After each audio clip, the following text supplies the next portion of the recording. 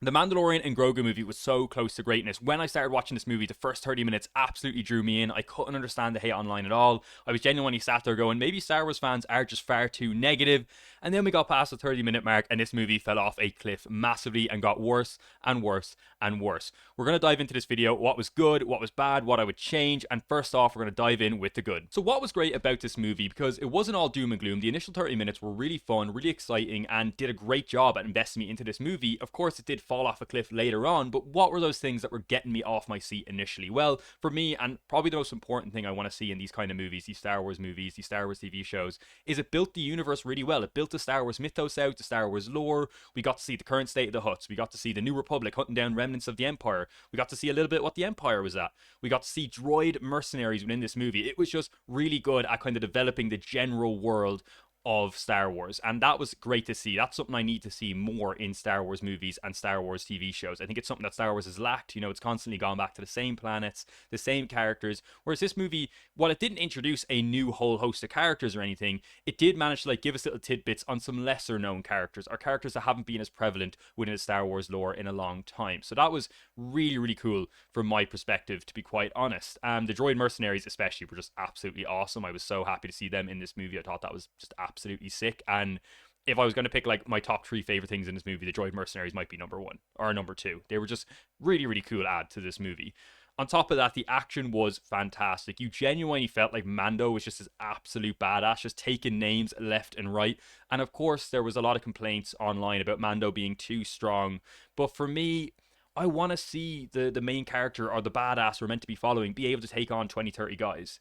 You know, that's what I want to be able to see. Of course, when Mando had an actual challenging fight, he did struggle, and he didn't always win every fight in the movie. You know, there were moments where he struggled within fights. And that was good to see, but they were against challenging opponents. He wasn't just like struggling against one stormtrooper. And I don't want to see him struggle against one stormtrooper. I want to see Mando be able to take on guy after guy after guy. Like, that's the whole point, is we're following this badass mercenary, not really mercenary type character anymore, but still has some of those elements within his character there. So I was very happy to see that. I thought the action throughout the movie was generally fantastic. Not just Mando, by the way, like the other Hut, Rata, sorry, I forgot his name, Rata, his scenes were really cool. Like, there was just some really genuinely good action scenes in this movie that were super cool. So if you like your action, if you're into like high impact, fast paced action, I think this movie's going to tick a good few boxes for you in that regard. The CGI throughout the movie was fantastic. Lots of cool alien creatures that looked really, really good and like realistic, essentially. And I just thought the CGI in the movie was fantastic. I think Marvel and Star Wars had dropped the ball in CGI over the last number of years, but I do think they're having a bit of a resurgence in the last year or two. We're starting to see more consistent CGI throughout some of their movies and TV shows and stuff. So that was good to see. Not always now. There are some examples you'll find where the CGI isn't perfect throughout all their movies and TV shows, but it's starting to get a bit better in my opinion.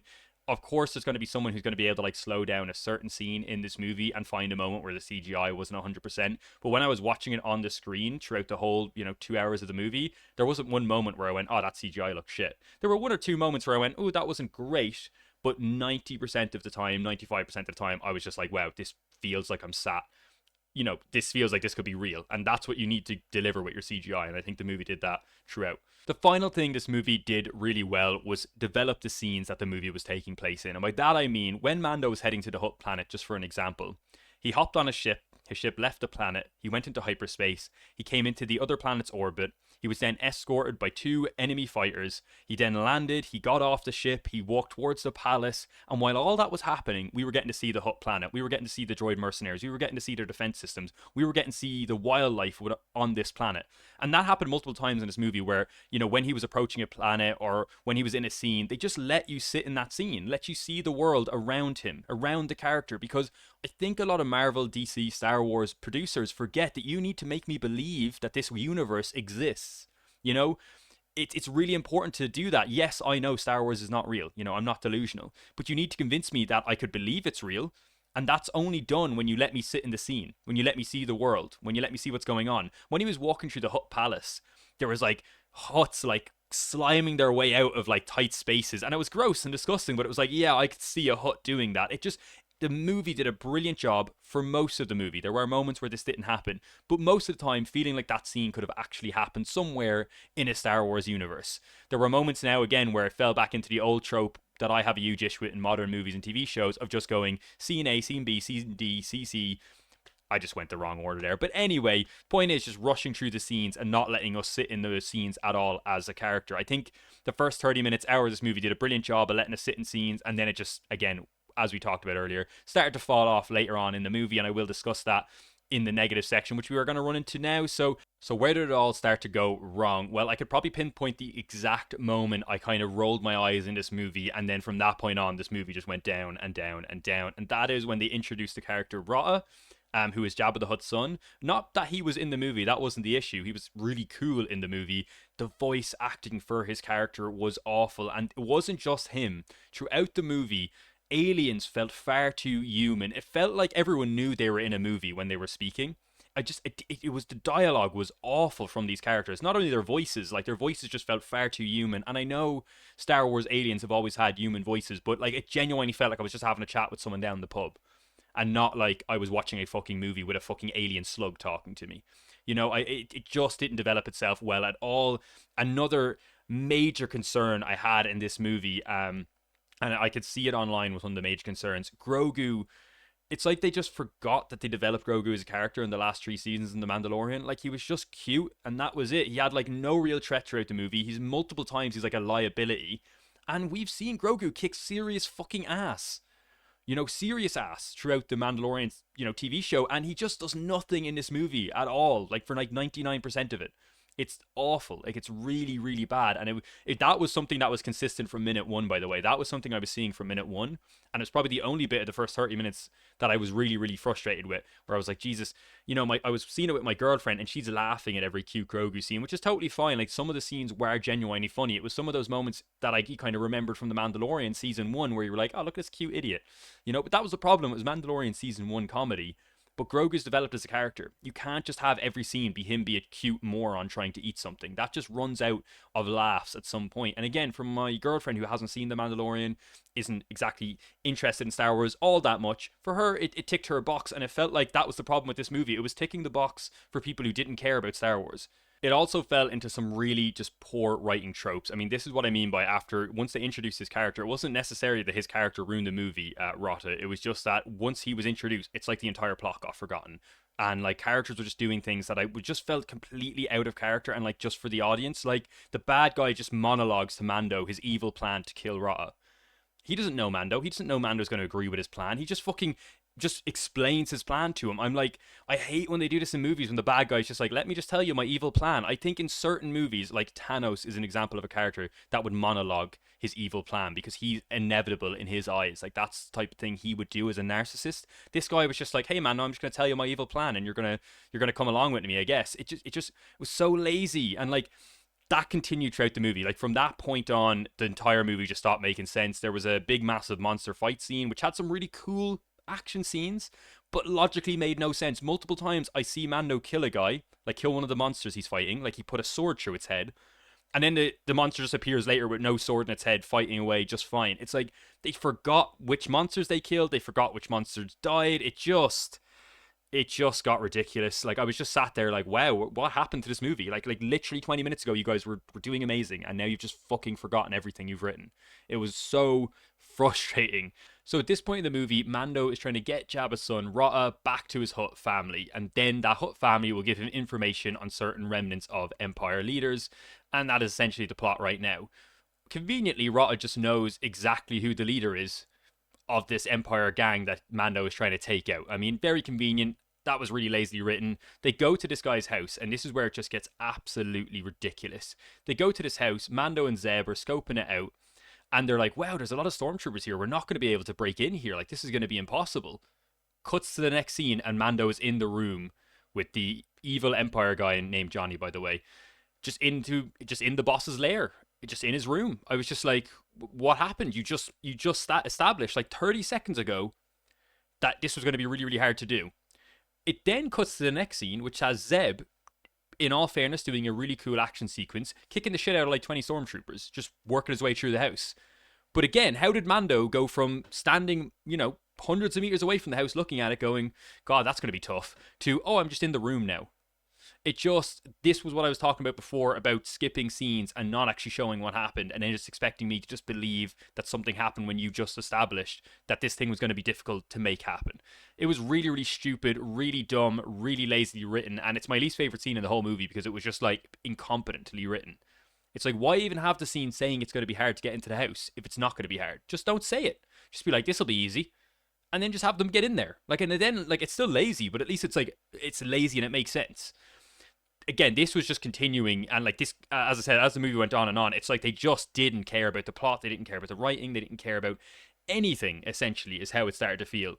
So I just realized I had my mic muted and I just talked for 6 minutes on this video, and I actually felt really happy with what I talked about. So I'm going to try and re-talk about it and hopefully deliver it as well as I did in my non-mic'd up version. So essentially this all leads into Johnny being captured, delivered off to the New Republic, and then Mando and Grogu hanging out at his house with some of the cute little guys you see in the trailer, fixing up his ship. And that's fine, and that goes on for maybe 10 minutes. It's nice. It's one of the better bits of the movie. It's kind of like the movie was like this, and that probably leveled out the movie for a little bit, where it was like, hey, this isn't a bad scene. This is fine. It's nice seeing their relationship build a little bit together, and just kind of seeing the relationship between Mando and Grogu. So that was absolutely fine. Mando then gets captured by a rival bounty hunter due to the fact that he never delivered Jabba the Hutt's child off to the Hutts. So he gets captured, he gets brought to the Hutts, they drop him into a pit, very Hutt-like, and this pit has a water in it, essentially, swamp water, so you can't really see through it, it's very murky. Now, the water we're shown is very deep, but it's filled with roots, branches, vines. Like it's really congested water. So Mando's able to stand still, like, and have his body out of the water. You know, his legs are out of the water, so he's still able to stand on like loads of these vines and branches and all this stuff and roots. Now there's little creatures popping out of the water attacking him, kind of human-sized creatures, and that all makes sense. That's fine. He's getting attacked. Mando wins the fight. Grand. You'll see this in the trailer, and I have it up on the screen. This massive snake-like creature pops out of the water, like massive. It would be like putting a megalodon into a swimming pool. It made zero sense that this creature was able to fit in the water. Like it just made no sense. Like zero. And that just, again, it took me out of the belief of this movie, the realism. And there'll be people on here going, oh, so what? Like, you know, these movies aren't meant to be realistic. There's lightsabers. It's like, yes, but you're meant to establish that it could be real within this universe. You've just established that a creature that's the size of a megalodon is appearing in a swimming pool sized of water. That's also, by the way, full with roots, vines, branches. So there's not even a space for it to move around in the water. It just made no sense. Mando ends up fighting this thing. He gets bitten, so he's poisoned because it's a poisonous creature. And Grogu saves the day by blowing up a hole in a pipe so that he can escape. Again, Grogu is only barely able to fit in this pipe, but somehow Mando's able to swim out of that pipe. Doesn't make sense again. As I said, at this stage in the movie, they've completely given up on any logic or plot. This leads into what might be some of the worst things I've ever seen in the cinema. Or I shouldn't say worst, I say most boring time I've ever had in the cinema. For the next 20-30 minutes, outside of Mando fighting some droids, we literally sit there and watch Grogu walk around a forest swamp and try and heal Mando from his poison. Until eventually he just meets a fisherman who finds out Mando's poisoned through more plot convenience, by the way, and then just goes, "Oh, I have the antidote for that thing, that big, massive snake thing that poisoned Mando. I have the antidote. It's grand. I know how to make that. It's cool. Here you go." And that was it. And then Mando's back, and he saves the day, and they go fight the Hutts. And I don't want to spoil too much of the movie, so I won't talk about every single scene. But it's just like, I watched 20 to 30 minutes of Grogu just walking around the forest. I genuinely, if I was at home and not in a cinema, I would have been on my phone watching TikTok. It was some of the most boring TV I've ever watched. And throughout this movie, they spent so much time making Grogu this like cute little guy. And even in these scenes, he was generally just being like a cute little guy.